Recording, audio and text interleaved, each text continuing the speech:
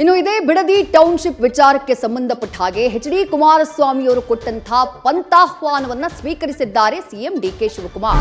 Bidadi township ವಿಚಾರ ಚರ್ಚೆಗೆ ಆಹ್ವಾನಿಸಿದ್ರು H D. Kumaraswamy. Full ಬಿಸಿ ಇರ್ತಾರೆ ಡಿ.ಕೆ. ಶಿವಕುಮಾರ್ ಅವರು, ಫ್ರೀನೇ ಇರೋದಿಲ್ಲ ಅಂತೆಲ್ಲ ಹೇಳಿದ್ರು. ಕುಮಾರಸ್ವಾಮಿ ಅವರ ಆಹ್ವಾನವನ್ನ ಸ್ವೀಕರಿಸಿ ಪ್ರಕಟಣೆಯನ್ನ ಹೊರಡಿಸಿದ್ದಾರೆ ಸಿಎಂ ಡಿ.ಕೆ. ಶಿವಕುಮಾರ್ ಅವರು. ಡೇಟು ಟೈಮು ಫಿಕ್ಸ್ ಮಾಡಿದ್ದಾರೆ.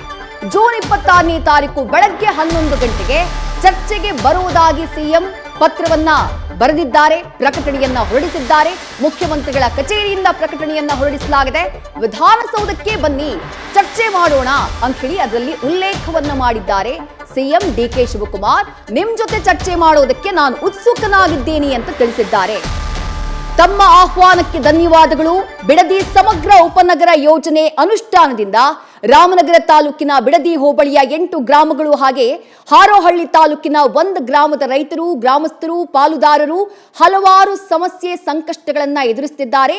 ಅಲ್ಲದೆ ಈ ಭಾಗದಲ್ಲಿ ಅಪಾರ ಪರಿಸರ ಸಂಪತ್ತಿಗೆ ಹಾನಿಯಾಗ್ತಾ ಇದೆ ಅಂತ ಹೇಳಿ ನೀವೇನು ಆರೋಪವನ್ನ ಮಾಡ್ತಾ ಇದ್ದೀರಿ, ಅದೆಲ್ಲದಕ್ಕೆ ಸಂಬಂಧಪಟ್ಟ ಹಾಗೆ ಚರ್ಚೆಗೆ ನಾನು ಸಿದ್ಧ ಅಂತ ಹೇಳಿ ಸಿಎಂ ಡಿ.ಕೆ. ಶಿವಕುಮಾರ್ ಪ್ರಕಟಣೆಯನ್ನ ಹೊರಡಿಸಿದ್ದಾರೆ. ಅದಕ್ಕೆ ಎಚ್.ಡಿ. ಕುಮಾರಸ್ವಾಮಿ ಅವರ ಕಡೆಯಿಂದಾನು ಉತ್ತರ ಬಂದಿದೆ. ಎಚ್.ಡಿ. ಕುಮಾರಸ್ವಾಮಿ ಅವರ ಉತ್ತರ ಏನು? ನೀವು ನಿಗದಿಪಡಿಸಿದಂತಹ 26ನೇ ತಾರೀಕು ನನಗೆ ಪೂರ್ವ ನಿಯೋಜಿತ ಕಾರ್ಯಕ್ರಮಗಳಿದ್ದಾವೆ. ಹಾಗಾಗಿ ಈ ಉದ್ದೇಶಿತ ಸಭೆಯನ್ನ 27ನೇ ತಾರೀಕು ಮೇಲೆ ತಿಳಿಸಿದಂತೆ ಬಿಡದಿ ಅಥವಾ ಬೈರಮಂಗಲದ ಸೂಕ್ತ ಸ್ಥಳಗಳಲ್ಲಿ ಆಯೋಜಿಸಿ ಮೇಲೆ ಕಾಣಿಸಿದ ಬಾಧಿತ ವರ್ಗದ ಜನರನ್ನೂ ಕೂಡ ನೀವು ಸಭೆಗೆ ಆಹ್ವಾನಿಸಬೇಕು ಅಂತ ಹೇಳಿ ನಾನು ಈ ಮೂಲಕ ಕೇಳ್ಕೊಳ್ತೀನಿ ಅಂತ ಹೇಳಿ ಕೇಂದ್ರ ಸಚಿವ ಎಚ್.ಡಿ. ಕುಮಾರಸ್ವಾಮಿ ಅವರು ಪತ್ರ ಬರೀತಾರೆ. ಒಂದು ಕಡೆ ಡಿ.ಕೆ. ಶಿವಕುಮಾರ್ ಅವರು ಪಂಥಾಹ್ವಾನವನ್ನ ಸ್ವೀಕಾರ ಮಾಡ್ತಾರೆ. ವಿಧಾನಸೌಧದಲ್ಲಿ ಜೂನ್ 26ನೇ ತಾರೀಕು ಬೆಳಗ್ಗೆ 11 ಗಂಟೆಗೆ ಚರ್ಚೆಗೆ ಬನ್ನಿ, ಚರ್ಚೆಗೆ ನಾನು ಸಿದ್ಧ ಅಂತ ಹೇಳ್ತಾರೆ. ಅದಕ್ಕೆ ಎಚ್.ಡಿ. ಕುಮಾರಸ್ವಾಮಿ ಅವರ ಕಡೆಯಿಂದ ಉತ್ತರ ಬಂದಿದೆ. 26ನೇ ತಾರೀಕು ಬರೋಕ್ಕಾಗಲ್ಲ, 27ನೇ ತಾರೀಕು ವಿಧಾನಸೌಧದಲ್ಲಿ ಬೇಡ, ಬೈರಮಂಗಲ ಅಥವಾ ಬಿಡದಿನಲ್ಲಿ ಚರ್ಚೆ ಮಾಡೋಣ.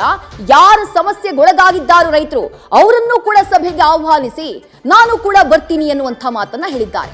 ಅಲ್ಲಿಗೆ ಇಲ್ಲಿ ತನಕ ರಾಜ್ಯ ರಾಜಕೀಯದಲ್ಲಿ ಈ ಪಂಥಾಹ್ವಾನ ಸವಾಲು ಹೆಂಗಾಗ್ತಿತ್ತು ಅಂದ್ರೆ ಬರೀ ಹಿಟ್ ಅಂಡ್ ರನ್ ಆಗ್ತಾ ಇತ್ತು, ಮಾಧ್ಯಮಗಳ ಹೇಳಿಕೆಗೆ ಮಾತ್ರ ಸೀಮಿತ ಆಗ್ತಾ ಇತ್ತು.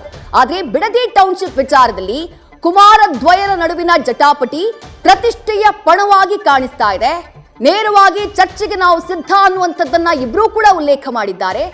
ಮತ್ತು ಒಂದು ಹಂತ ಮುಂದಕ್ಕೆ ಹೋಗಿ ಚರ್ಚೆಗೆ ಸಮಯ, ದಿನಾಂಕ, ಜಾಗ ಎಲ್ಲವನ್ನ ಕೂಡ ಫಿಕ್ಸ್ ಮಾಡಿರೋದು ಕುತೂಹಲವನ್ನ ಕೆರಳಿಸ್ತಾ ಇದೆ. 26ನೇ ತಾರೀಕು ಡಿ.ಕೆ. ಶಿವಕುಮಾರ್ ಅವರು ಡೇಟ್ ಅನ್ನ ಫಿಕ್ಸ್ ಮಾಡಿದ್ರೆ ಇಲ್ಲ 27ನೇ ತಾರೀಕು ಅಂತ ಹೇಳಿ ಎಚ್.ಡಿ. ಕುಮಾರಸ್ವಾಮಿ ಅವರು ಹೇಳಿದ್ದಾರೆ.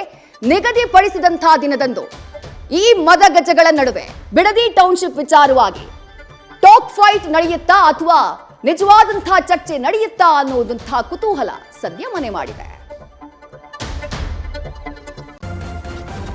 ನ್ಯೂಸ್ ಫಸ್ಟ್ ನಿರ್ಭೀತಿಯಿಂದ ನಿಮ್ಮ ಪರವಾಗಿ.